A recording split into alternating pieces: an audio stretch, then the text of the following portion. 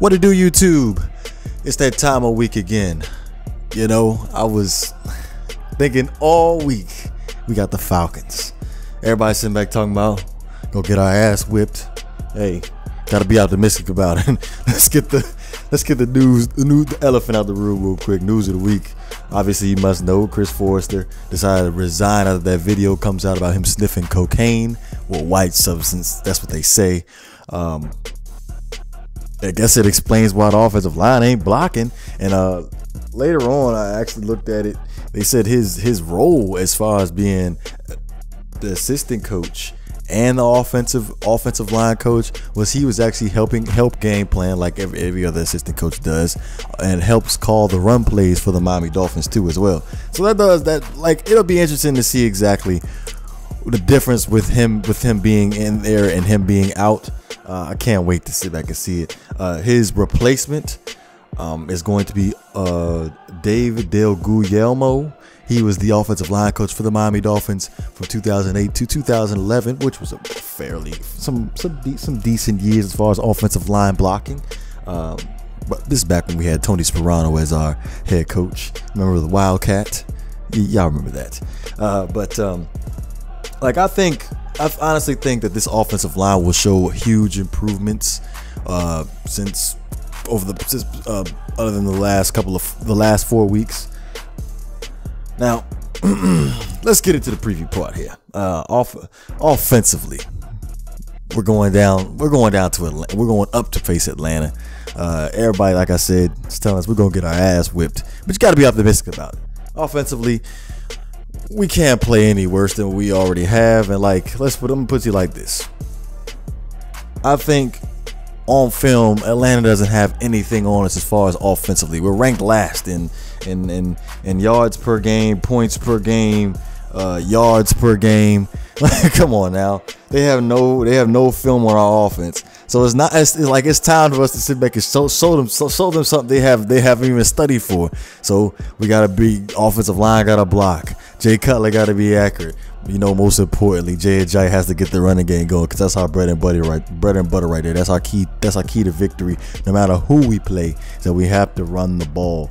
But like I said, you gotta be optimistic. Let's surprise Atlanta early, and I think we can get the jump on them. We can get the jump on them and get that dub. Defensively, pressure is always going to be the key for any opponent that we end up playing. I know injuries are going to be a big factor for the Atlanta Falcons. We're talking about Muhamad Sanu, the starter wide receiver. He's not playing. Julio Jones, he's questionable with that hip injury. And honestly, I think looking at our secondary, Xavier Howard and Cordrea Tankersley, this is going to be a true test for them. It's going to be a real true test to see exactly what kind of corners quality corners we got. Because last week, I honestly think that against the Titans, our corners were really tested because the Titans were a run-heavy team. So, like, going up against Julio Jones, that's the matchup I'm really want to look at. Now, also, our run defense, I think it's the real deal. Going up against the Titans last week, stopping DeMarco Murray, Derrick Henry, holding them under 100 yards rushing was great. Another true test with that two-headed monster back there with Tevin Colemen and Devanta Freeman. This is gonna be another good test for the Miami Dolphins run D. I'm liking our running back, our linebacking core. Ray Malaluga in the middle, a little bit overweight. I got a question about him too. Like, I thought he did excellent last week against the Titans, but yeah, a little bit overweight. But I think as the season goes on, he'll start to shake the cobwebs, shake the rust off, and do well in that 4-3 set. Lawrence Timmons is flying around the ball. Kiko Alonso is rated as one of the best outside linebackers in the Pro Football Focus rating system. So our linebackers is looking like one of our strong suits as far as this year's Miami Dolphins team. Also, I would like to say, as far as the linebacking core, as far as Lawrence Timmons and Kiko, I'm not really sold on Ray Malaluga as a pass defense type of linebacker, but they love to throw the ball to these running backs and the tight ends. So with that being said, they're gonna have their work cut out for them as far as guarding these tight ends, as far as Hooper, Tevin Colemen, and Devonta Freeman. Now, honestly, this is worst case scenario as far as final score, because if we're not unable to ignite the offense and surprise the Atlanta Falcons defense, I honestly think the final score will be a low scoring 13-10.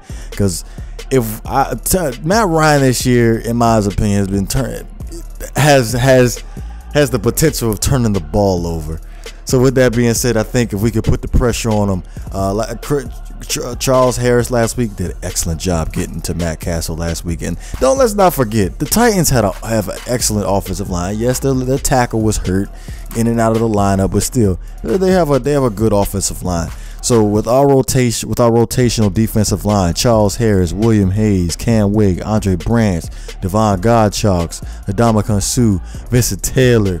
I'm not sure the status of Jordan Phillips. He's questionable too as well. But you get what I'm saying. With our rotational defensive line, I think we can put pressure on Matt Ryan early and make them one-dimensional, force them to pass the ball, and that's when I think Matt Ryan will commit the turnovers. That will put us in position to get some easy points with excellent field position. But final score 13-10. that's me. That's me saying if our offense does not go. But hey, Miami takes it over Atlanta. But other than that, that's all I got. You already know.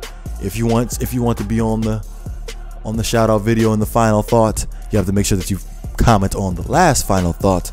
But other than that, you know what it is. If you enjoy the content, please don't forget to hit that like and subscribe button. This is GreatOne DeVore. I'm up out of here.